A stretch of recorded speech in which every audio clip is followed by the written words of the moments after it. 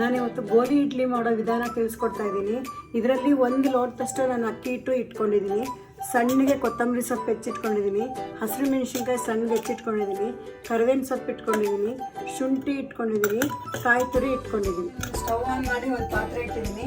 ಇದಕ್ಕೆ ನಾನು 1/4 ಅಷ್ಟು ನೀರು ಹಾಕ್ತೀನಿ. ಈ ಲೋಟದಲ್ಲೇ ಅಕ್ಕಿ ಹಿಟ್ಟು ತೊಗೊಂಡಿದ್ದೆ, ಇದೇ ಲೋಟದಲ್ಲೇ ನಾನು ಅಳತೆ ಮಾಡಿ 1/4 ಅಷ್ಟು ನೀರು ಹಾಕ್ತಾ ಇದ್ದೀನಿ.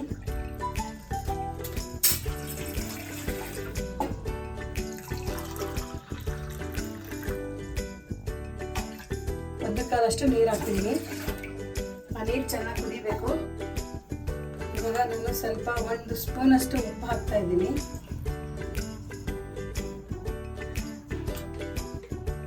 ಒಂದು ಅರ್ಧ ಸ್ಪೂನ್ ತುಪ್ಪ ಹಾಕ್ತಾ ಇದ್ದೀನಿ.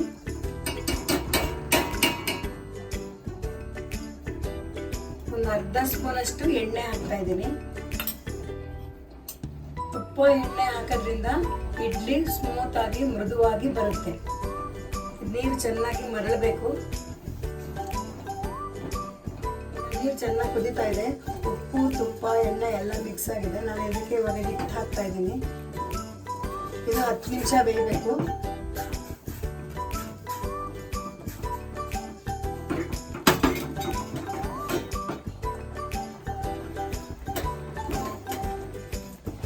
ಈ ಥರ ಚೆನ್ನಾಗಿ ತಿರುಗಿಸಿ 10 ನಿಮಿಷ ಬೇಯಕ್ಕೆ ಬಿಡಬೇಕು. ಸ್ಟವ್ ಸಿಮ್ಮಲ್ಲಿ ಇಟ್ಕೋಬೇಕು. ಗಂಟಾಗ್ದಿರಾಗೆ ಇದೆಲ್ಲ ಕೆದಕೋಬೇಕು.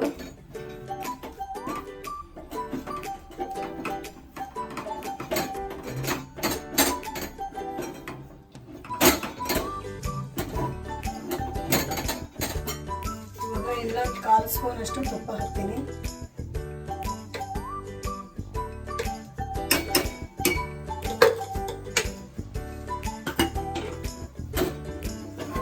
ಚೆನ್ನಾಗಿ ಈ ಥರ ತಳ ಹಿಡಿದಿರಾಗೆ ಹೀಗೆಲ್ಲ ಕೆದಕೋಬೇಕು. ಇವಾಗ ಇದನ್ನ ಆರಕ್ಕೆ ಒಂದು 5 ನಿಮಿಷ ಆರಕ್ಕೆ ಬಿಡಬೇಕು. ನಾನು ಇವಾಗ ಸ್ಟವ್ ಆಫ್ ಮಾಡ್ತಾ ಇದ್ದೀನಿ. ಚೆನ್ನಾಗಿ ಬೆಂದಿದೆ ಹಿಟ್ಟು. ಇವಾಗ ಇದು ಸ್ವಲ್ಪ ಆರಿದೆ. ಇದನ್ನು ಉಂಡೆ ಮಾಡ್ಕೊಂಬೋಣ. ಉಂಡೆ ಮಾಡೋಕ್ಕೆ ಮುಂಚೆ ಇದು ಚೆನ್ನಾಗಿ ಈ ಥರ ಎಲ್ಲ ನಾದ್ಕೋಬೇಕು. ಹೀಗೆ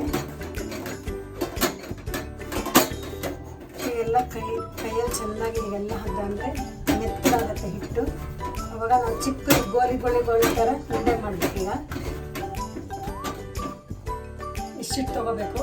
ಈ ಥರ ಹಿಂಗೆ ರೌಂಡಕ್ಕೆ ಹಿಂಗೆ ಗೋಲಿ ಮಾಡಬೇಕು. ಈ ಥರ ಎಲ್ಲ ರೌಂಡಕ್ಕೆ ಸಣ್ಣಕ್ಕೆ ಈ ಥರ ಗೋಲಿಗಳ ಥರ ಮಾಡಬೇಕು. ಎಲ್ಲ ಗೋಲಿಗಳ ಥರ ಎಲ್ಲ ಉಂಡೆ ಮಾಡ್ಕೊಂಡಿದ್ದೀನಿ. ಇದನ್ನ ಮತ್ತೂ ಇಡ್ಲಿ ಪಾತ್ರೆ ಒಳಗೆ ಒಂದು ತಟ್ಟೆಲಿಟ್ಟು ಎಲ್ಲ ಬೇಯಿಸ್ಬೇಕು. ಇವಾಗ ಸ್ಟವ್ ಆನ್ ಮಾಡಿ ನೀರು ಹಾಕ್ಬಿಟ್ಟು ಒಂದು ಬಟ್ಲು ಇಟ್ಟಿದ್ದೀನಿ. ಆ ಬಟ್ಲ ಮೇಲೆ ಒಂದು ಪ್ಲೇಟು ಈ ಥರ ಇಡ್ತೀನಿ ನಾನು. ಇವಾಗ ನಾನು ಇಡ್ಲಿ ಈ ಥರ ಗೋಲಿಗಳನ್ನ ಒಂದೊಂದು ಹೀಗೆ ತೊಗೊಂಡು ಈಗೆಲ್ಲ ಇಡ್ತೀನಿ.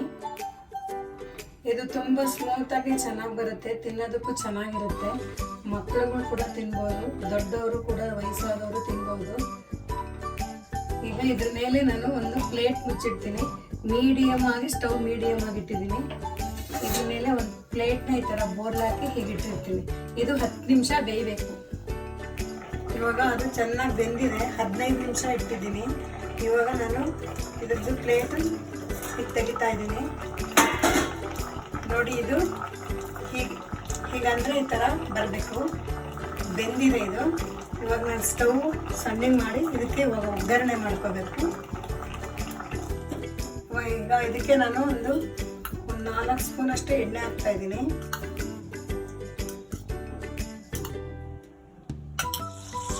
ಇವಾಗ ಎಣ್ಣೆ ಕಾದಿದೆ. ನಾನು ಸಾಸಿವೆ ಹಾಕ್ತಾ ಇದ್ದೀನಿ. ಇವಾಗ ನಾನು ಉದ್ದಿನಬೇಳೆ ಕಡಲೆಬೇಳೆ ಹಾಕ್ತಾ ಇದ್ದೀನಿ, ಬೆರೆಸಿರೋದು. ಎಲ್ಲ ಕೆಂಪಾಗಬೇಕು, ಬ್ರೌನ್ ಕಲರ್ ಬರಬೇಕಿದು ಉದ್ದಿನಬೇಳೆ ಕಡಲೆಬೇಳೆ ಎರಡೂ. ಇವಾಗ ಇದಕ್ಕೇನು ಉಪ್ಪು ಹಾಕಾಗಿಲ್ಲ, ಯಾಕೆಂದರೆ ನಾನು ಹಿಟ್ಟಿಗೆ ರುಚಿಗೆ ತಕ್ಕಷ್ಟು ಉಪ್ಪು ಹಾಕಿದ್ದೀನಿ. ಇವಾಗ ಈ ಥರ ಸ್ವಲ್ಪ ಇಂಗು ಹಾಕ್ತಾ ಇದ್ದೀನಿ.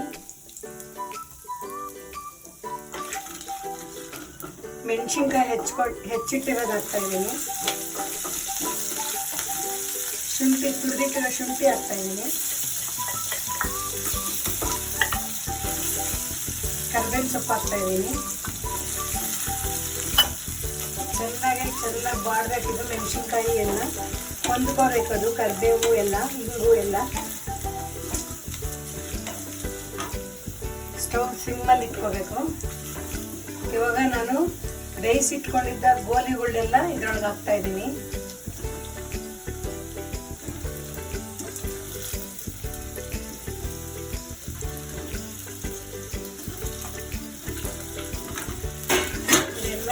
ಎಲ್ಲ ಕೆದಕೋಬೇಕು, ಒಗ್ಗರಣೆ ಎಲ್ಲ ಅದಕ್ಕೆ ಸೇರ್ಕೋಬೇಕು.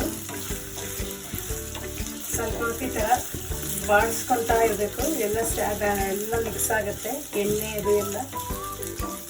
ಇವಾಗ ಇದ್ರ ಮೇಲೆ ನಾನು ಕಾಯಿ ತುರಿ ಹಾಕ್ತಾ ಇದ್ದೀನಿ.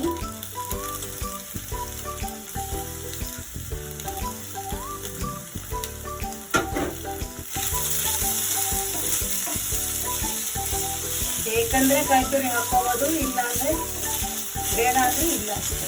ನಾನು ಹಾಕಿದ್ದೀನಿ ಕಾಯಿ ತುರಿ. ಈಗ ಕೊತ್ತಂಬರಿ ಸೊಪ್ಪು ಹಾಕ್ತಾ ಇದ್ದೀನಿ.